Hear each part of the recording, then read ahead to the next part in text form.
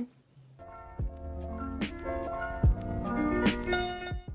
Hey guys, it's Krystle back at it again with another video. And anyway, college application deadlines are nearly upon us, especially if you're planning on applying ED. And even if you're not, trust me, that January 1st deadline is way closer than it seems. You go to sleep on September 1st and you wake up the next day and it's already 11:58 p.m. on the night college apps are due. Or at least that would be happening, but you decided to click on this video. Whether you already have a Common App topic, you have no idea what you're writing about, or you're light years away from even applying to college, no worries. I got you covered.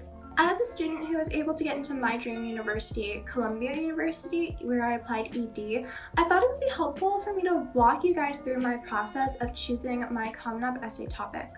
I already have a video up where I'm actually reading through the essay, which you can check out right over here.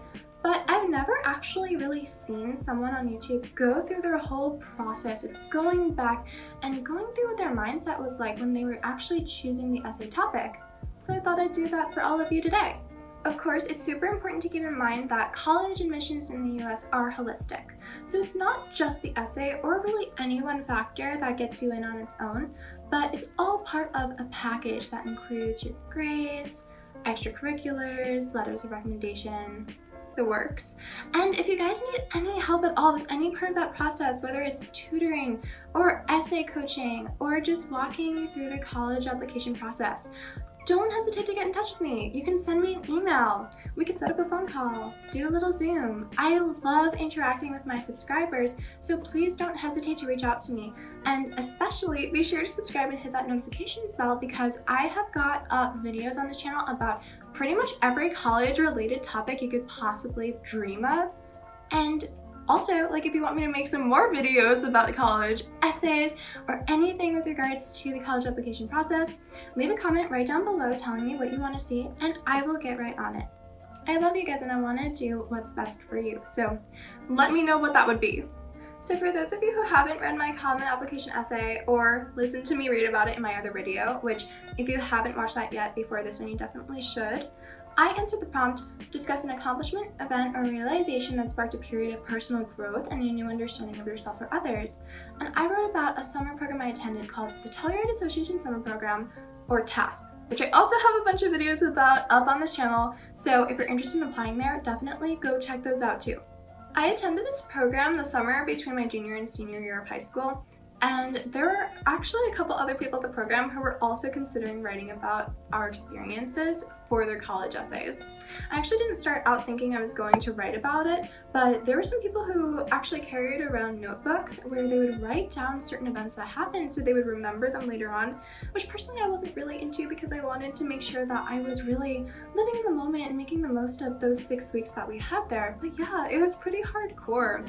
And also, like, basically, I wanted to make sure that my essay wasn't going to sound super generic if I just wrote about TASP, because as it turned out, I had those other people in my seminar who were also interested in writing about TASP and applying to Columbia, and I didn't want us all to start sounding kind of the same.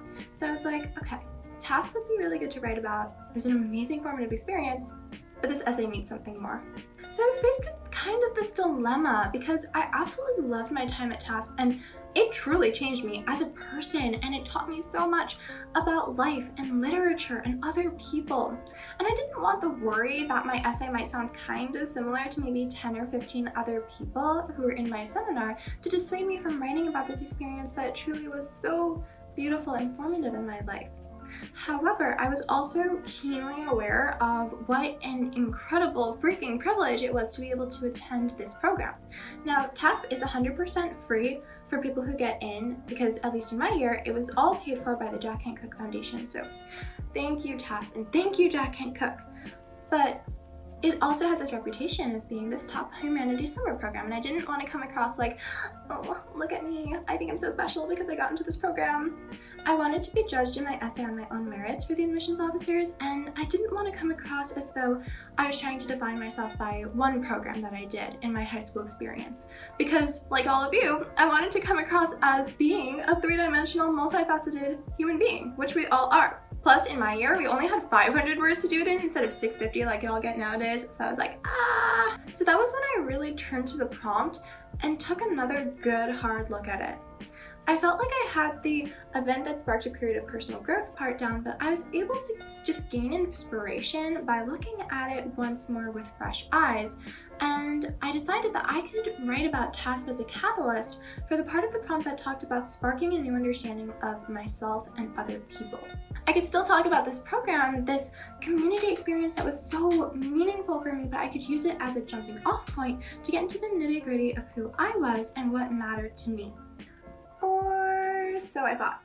That was where things got kind of complicated, since it's one thing to say that you want to talk about who you are, and a whole nother thing to actually translate that down onto paper, as I'm sure many of you guys are experiencing right now. And if you haven't yet, you will. So I made this list of all the really defining parts of who I was at the time. I actually graduated from the Stanford University online high school, so I was doing online school before it was cool, and that really shaped me into the person I am today.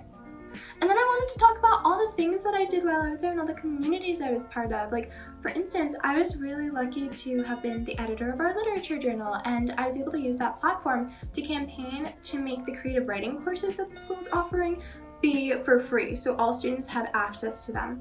And then also I did sort of this like independent study sociolinguistics research project with my Spanish teacher, who I had for 5 years there, which was just a really cool sort of opportunity. And I took all these really quirky classes like leadership and designing your life, and it was just such a very sort of quintessentially quirky experience, honestly, but I really wanted to get into how all of those different things shaped me, taught me new elements, and then also how I was able to use skills that I learned from TASP, especially in my senior year, which obviously was like only kind of getting started at the time when I was writing this essay because it was due November 1st, but still, there was so much that I had seen that had already transpired and that I felt was so impacted by my time at TASP, and I was like, okay, this is gonna be perfect. If I can somehow muddle through the mire and the muck of all these different experiences that I've had in high school and somehow tie it all together with the common theme of TASP and the community, skills, and citizenship that I learned there, I'm gonna be golden.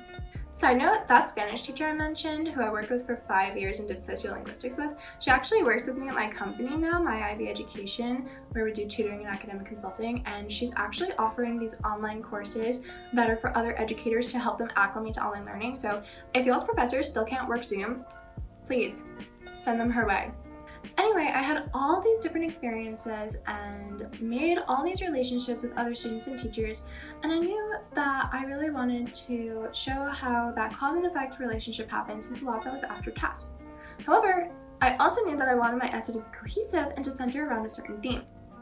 I work with a lot of high schoolers now, as you guys know, and I've edited a ton of Common Up essays since then. So my takeaway from that is, if there is one thing that you get out of this video, let it be that you need a theme in your essay. Let's be real, all of us are way too complicated to be wrapped up in a single 650-word essay anyway. So what you want to do is make sure that the admissions officers are able to understand the parts that you are able to put in there.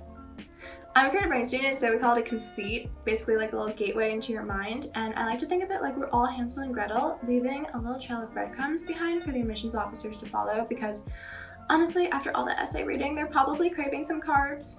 So I knew what I had to do, but I still had to figure out how I was going to do it. In all honesty, I probably could have written a full essay about any one of the 3 or 4 things that I wanted to write about in this essay, like getting the creative writing classes in Stadium High School for free, or helping out with my Spanish teacher. And in all honesty, having read so many other college application essays since then, that probably would have been the more conventional path to follow.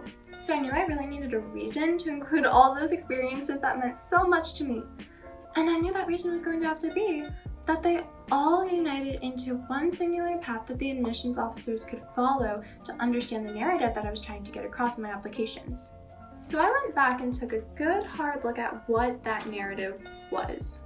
I'll be the first to say I did like a million things in high school that didn't make their way into my application.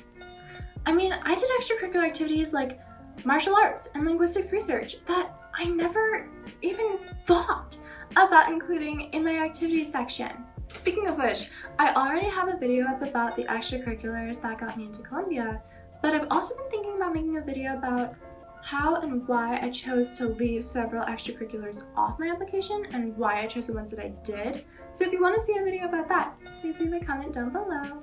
Anyway, it all boils down to I was applying as a creative writing and music student. So I know, pretty artsy and stuff. But when I took a closer look at those activities, I saw that there was kind of this common theme of using those arts not just for themselves, but also for the betterment of my community, which I hadn't even necessarily realized was there when I was first filling it out. And just to give some examples, not in any way to brag, just because I feel like I always hate when YouTubers don't really get specific and give examples, so hopefully this is helpful to you guys. I had a President's Volunteer Service Award from this orchestra that I played the harp in, and then I was named one of 45 winners out of 10,000 applicants for this kind of writing and art competition called Embracing Our Differences, which my sister won in art several times, so oh my god, she's an amazing artist. You should go check out her work, it's so good.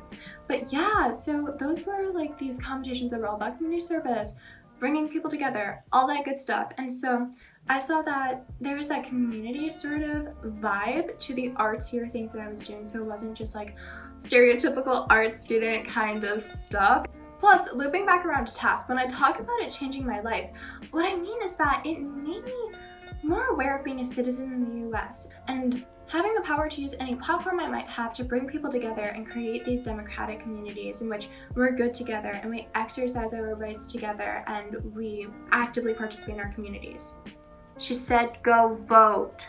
It was hands down the most unique experience I have ever had in my life to this day, and I could see its impact like spiderwebbing outwards across all the other activities that I had already put into my application. And that was when I knew that my story that I was trying to convey in my essay and in my entire application as a whole was one about creating communities and bringing people together through that artsy stuff that I was doing. I think in one of my supplements, I called it something like writing our story together or something like that, which feels so cheesy now, you guys, but that was how I felt in 12th grade. And I still feel that way today, cheesy as it may sound, which is why I make videos for all you guys to help you all out in any way I can. Heck yeah, bro. I hope this video helps you figure out your Common App essay topic or refine it if you already have one. And I will definitely be making more videos very soon about the college app process, so if there's one in particular you want to see, comment down below. Thank you all so much for watching, and I really appreciate everyone who watched all the way to the end. I hope we can all come together and make a little supportive community right here in this corner of the internet. Please subscribe if you enjoyed this video. We are so close to 2,000, you guys. I would love to grow this channel and reach as many people as possible. So if you like and subscribe and hit that notifications bell, it truly means the world to me. And also say hi in the comment section because once again, means the world to me. It makes my day. You guys don't even know. And what you might know actually is that I pretty much always respond, especially to the people who comment first. So yeah, say hi and we can have a little conversation right down there. And also be sure to share this video with your friends because friends help friends. That's all for today, you guys. Thank you so much for watching and I will see you in the next video. Bye for now.